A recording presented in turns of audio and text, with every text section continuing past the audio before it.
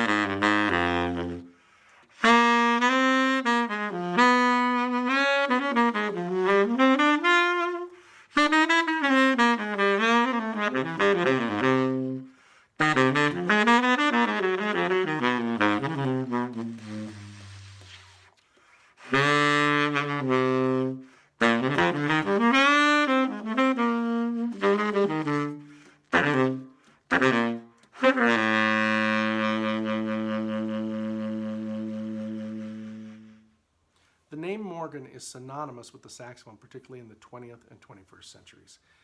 Ralph Morgan, who's the founder of this company, Morgan Mouthpieces, worked for Selmer and later had his own mouth. The name Morgan is synonymous with saxophone history, particularly in the 20th and 21st century. Ralph Morgan's father was the chief woodwind designer at Kahn, and after the war, Ralph himself went to work for Selmer, creating some of the most important designs of the saxophone, and then created his own mouthpiece company in the early 80s. And what he wanted to do was he wanted to create those great chartable mouthpieces that everybody loved from the 1920s through the 1960s. He developed his own type of rubber that he used in the mouthpieces, his own steam press method of pressing the mouthpieces, and always did hand work. Sadly, we lost him in 2007, but very fortunate that David and Teresa Hoskins, along with the original crew and Eric Griffenhagen, or Hagen, sorry if I screwed that up, have kept the traditions that Frank created alive. These mouthpieces are made the same way that Frank did, using the same presses. And in fact, I was looking on their website. They still use what is called the steam transfer press method. They don't use many of the modern methods like CNC machines, which can leave some soft spots in the rubber, they claim. But this is actually my first opportunity to play Morgan mouthpieces, and I can say that these are really brilliant mouthpieces. The first mouthpiece I played was the Indiana model, and this is inspired by the early Babbitt Autolink mouthpieces from the 1970s. These have a little bit more of a large chamber with a similar core, a little bit more punch, a little bit more baffle to it. Really a wonderful mouthpiece that I felt could get a really thick, strong presence.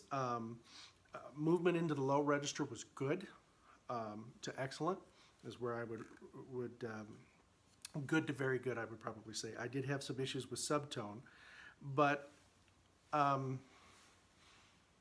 also not a full-time baritone player. I will say that I really enjoyed the versatility of this mouthpiece. It allowed me to get a really edgy, bright sound, which I thought was impressive from a hard rubber mouthpiece, and then also darken it up. The second mouthpiece that I played was the Florida model, and this was in a rather small tip opening.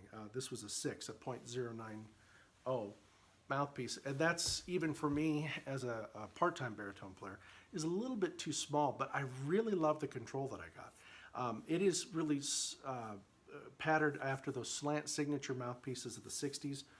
A great mouthpiece, had a nice kind of spread woodiness to it. I would love to play a ballad with this mouthpiece.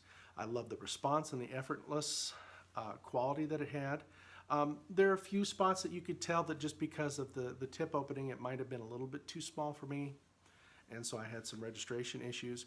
I'm usually used to playing around a 105 to a 110 opening on baritone, but really a wonderful mouthpiece.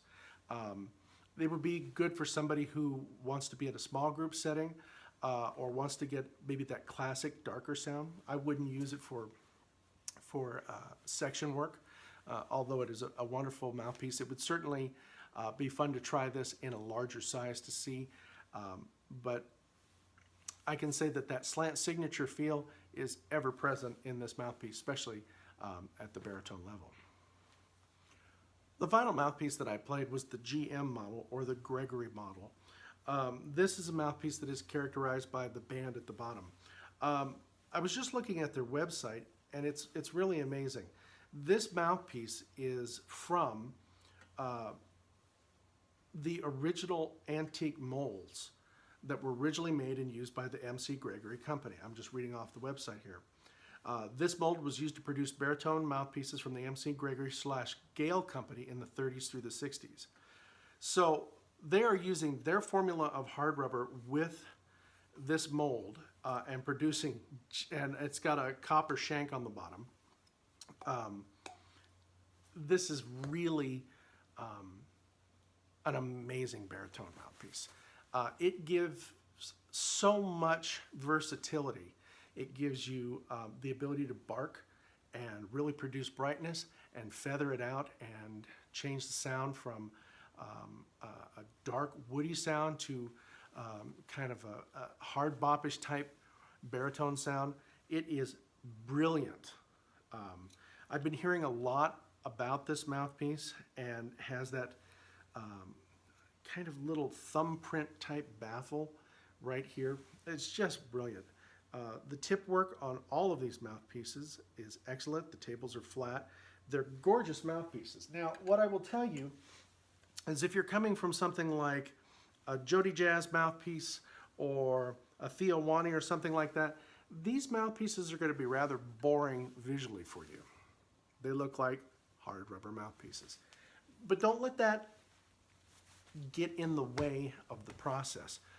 Playing these mouthpieces are brilliant. And one of the things I really liked about this was that they offer this in an XL model, which has a little bit more of an extension for those who are playing King, Conn, Martin saxophones. You know, this is one of the things that we don't really think about, and that is there are a lot of baritone players who really love to play Conns, love to play Martins, love to play Kings, and older horns have a different ratio of length, and so sometimes you need a longer shank of the mouthpiece to be able to get it to work.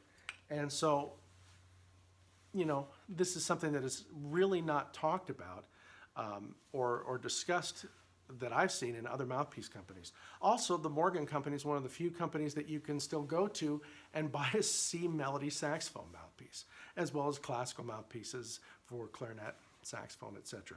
So all in all, I will tell you that my first exploration, which will be one of many, I promise you, of the Morgan Mouthpiece Company, has been fun. And to do it on an instrument that maybe I'm not as intimate with really made the transition to doing a baritone review even better.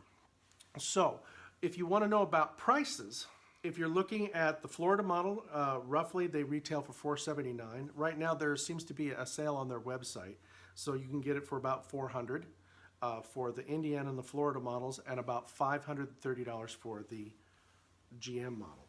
Now, for some people,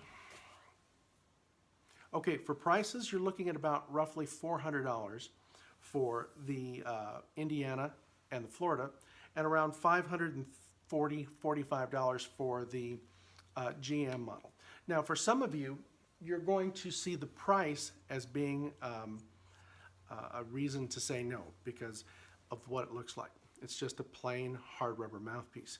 But really, remember that mouthpieces are tools that get you to play the music that's in your head and in your soul. So I recommend highly that you check out Morgan Mouthpieces. They don't have all the flashy publicity. They don't have all the bells and whistles that a lot of other mouthpiece companies are offering, but they're just making a really good product. And it's consistent, and it's in the tradition that has been started since the 1980s. So be sure to check out the Morgan Baritone Saxophone Mouthpieces. You'll be happy you did. For more reviews like this, as well as educational features and, of course, great interviews, be sure to check out www.thesaxophonist.org.